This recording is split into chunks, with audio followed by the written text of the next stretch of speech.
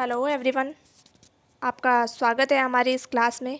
आज हम class 9th की आरबीएससी की बुक जिसका नाम कंप्यूटर सूचना प्रौद्योगिकी की अवधारणा फर्स्ट का अध्ययन करेंगे।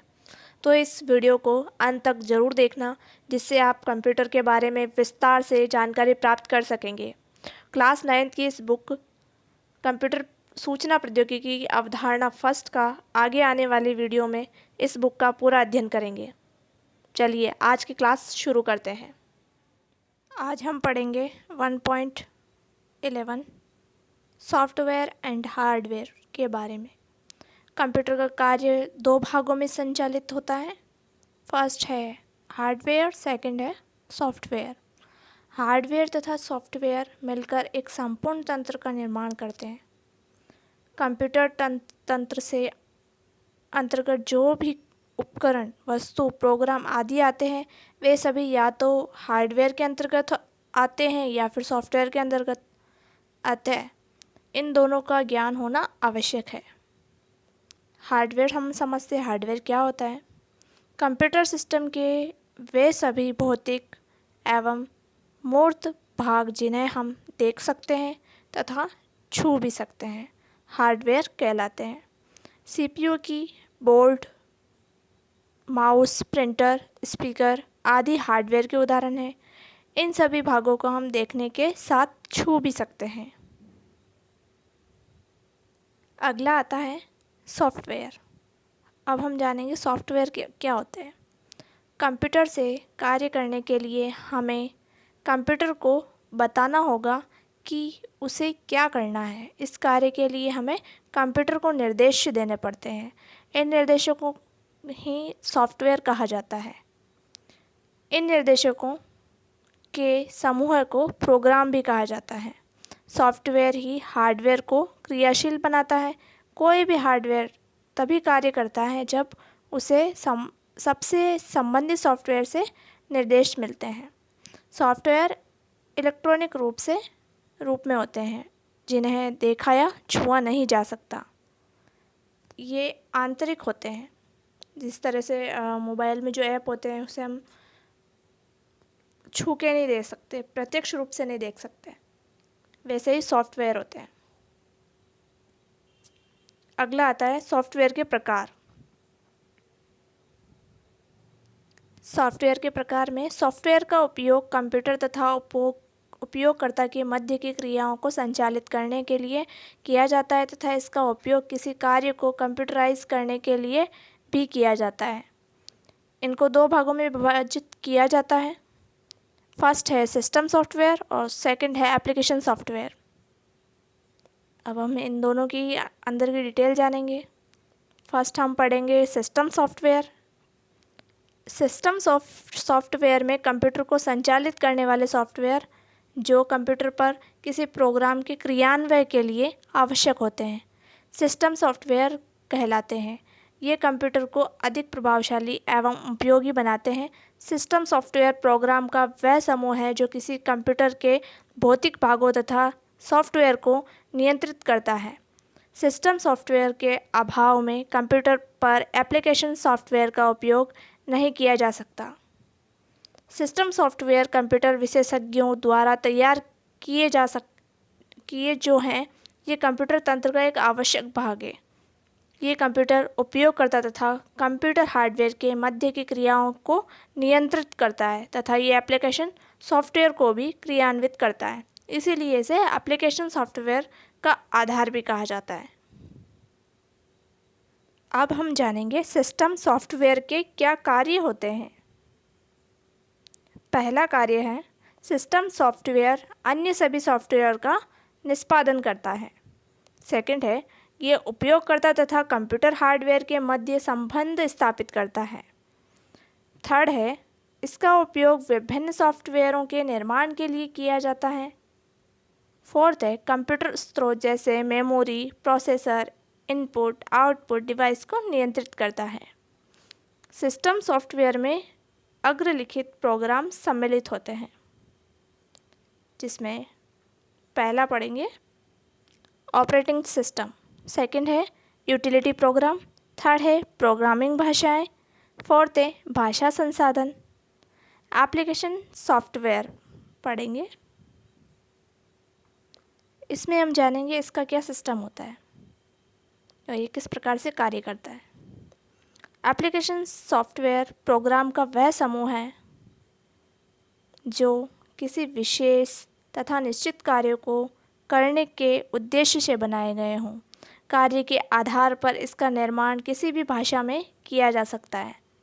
डॉक्टर, इंजीनियर, डिजाइनर, एडवोकेट आदि को भी विभिन्न आवश्यकताओं हेतु भिन्न प्रकार के प्रोग्रामों की आवश्यकता होती है। ये पेशेवर व्यक्ति एप्लीकेशन सॉफ्टवेयर के प्रयोग से अपने कार्यों का निष्पादन बहुत ही बेहतर ढंग से कर सकते हैं। आज बैंकिंग, बीमा, फैक्ट्री, अस्पताल, इंजीनियरिंग आदि में इसकी काफ़ी उपयोग होने लगा है।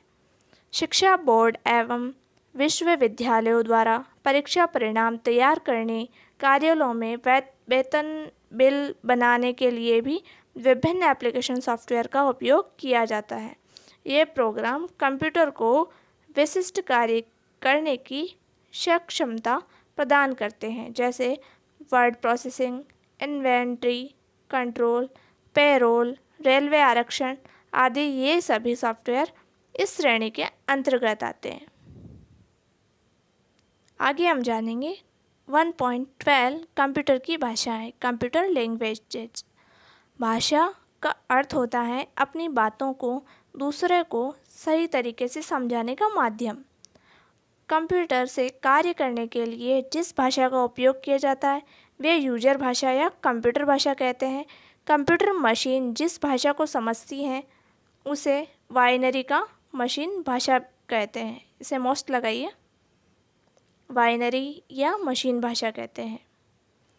अतः कंप्यूटर से यदि कोई कार्य संपन्न करना है तो कंप्यूटर भाषा में सूचनाएं देनी होती है। यूज़र भाषा को मशीन भाषा में बदलने के लिए जैसे सॉफ्टवेयर की आवश्यकता होती है उसे ट्रांसलेटर कहा जाता है। यह मशीन भाषा को यूजर भाषा में भी बदलने का कार्य करता है। कंप्यूटर भाषाओं को मुख्यतः 3 भागों में बांटा गया है, जिसमें से फर्स्ट है मशीन भाषा या निम्न स्तरीय भाषा, जिसे इंग्लिश में कहा जाता है मशीन लैंग्वेज और लो लेवल लैंग्वेज। सेकंड आता है संयोजन भाषा या असेंबली भाषा, असेंबली लैंग्वेज और मिडिल लेवल लैंग्वेज। थर्ड आता है उच्च स्तरीय भाषा, हाई लेवल लैंग्वेज। अब हम फर्स्ट जो था निम्न स्तरीय या मशीन भाषा, इसे समझेंगे। ये इसमें क्या होता है। मशीन भाषा कंप्यूटर की वह भाषा होती है जिसे कंप्यूटर समझता है। इसे बाइनरी 0,1 भाषा भी कहा जाता है। इस भाषा के द्वारा मशीन के सीधे संपर्क होता है, इसीलिए इसे मशीन भाषा भी कहा जाता है। इस भाषा में कार्य करना कठिन होता है क्योंकि 0,1 में कंप्यूटर को बार बार समझाने की प्रक्रिया जटिल होती है। मशीन भाषा में दिए गए निर्देश तीव्र गति से कार्य करते हैं क्योंकि इसमें कोई भी ट्रांसलेटर सॉफ्टवेयर की आवश्यकता नहीं होती है। दिए गए निर्देश का परिणाम भी मशीन भाषा में आता है। उदाहरण है, यदि हम कीबोर्ड से ए टाइप करते हैं तो कंप्यूटर इसे मशीन भाषा में बदलता है, तब इसे एक आकृति प्राप्त होती है जो ए होती है। इस प्रक्रिया को कंप्यूटर तीव्रता से करता है। सेकंड आता है संयोजन भाषा या असेंबली भाषा। इसे हम समझेंगे ये क्या होता है।